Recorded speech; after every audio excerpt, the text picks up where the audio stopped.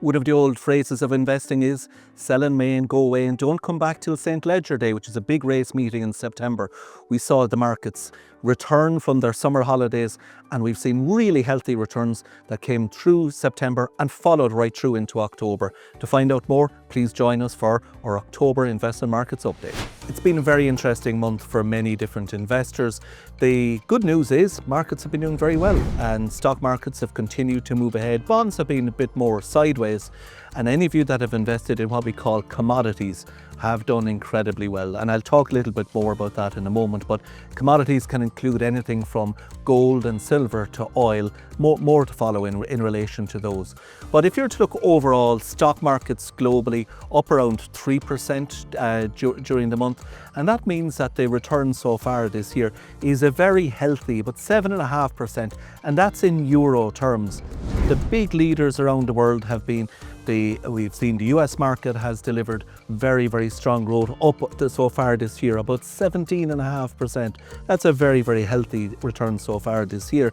And even the Irish stock market up by about 25% this year. Really, really good returns. But emerging markets, we've seen Japan doing well, Hong Kong, and China has been one of the big global leaders here. So strong returns from stock markets overall. So what's lying behind this healthy performance? Well, the big one has been to do with artificial intelligence, or AI. Companies that have products and services that are associated with artificial intelligence have done phenomenally well. If you look at what we call the Magnificent Seven, there are companies like Nvidia, like Amazon, like Apple, like Microsoft and Google. All of these companies have been thriving because of the huge capital expenditure that's taking place in the world of artificial intelligence. We've also seen a huge amount of mergers and acquisitions. So this is where companies are buying one another as these big global organizations accumulate more and more cash. They're buying up a lot of their competitors, and they're buying up different parts of their supply chain as well. And we have seen some mega mergers being announced over the year. Interestingly, when do mergers generally take place? They're nearly often announced on a Monday. And that is why they sometimes call it Merger Monday. So they're working hard all over the weekend with their solicitors and their accountants to put together these huge deals. It's a bit like any of us doing our homework on a Sunday evening. Let's have a look at some of the winners and losers across the month of October so far. So some of the big winners were, as we mentioned already, was the technology sector. We've also seen healthcare doing really, really well. So, and again, I'll give you a few ideas of some of the names. Acadia Pharmaceuticals growing its earnings really strongly. We've all seen Vanda and Alderia Therapeutics. Some record performances from those companies on the back of some new therapies and some successful clinical trials as well. Across Europe, luxury has been doing very well. So luxury, we've got some of the big players in that world like LVMH. I'm sure their products are used by many of you on an ongoing basis. These are luxury brands, you know, strong performing economy, more cash in the system. It certainly helps some of these companies to do really well. What fell behind a little bit during the month? Energy sectors fell back, oil prices eased as global geopolitical tensions, what we talk. So this is some of the tensions in the Middle East have eased somewhat. And that led to a drop-off in oil prices during that time. We also saw investments connected to real estate had a quiet month as well.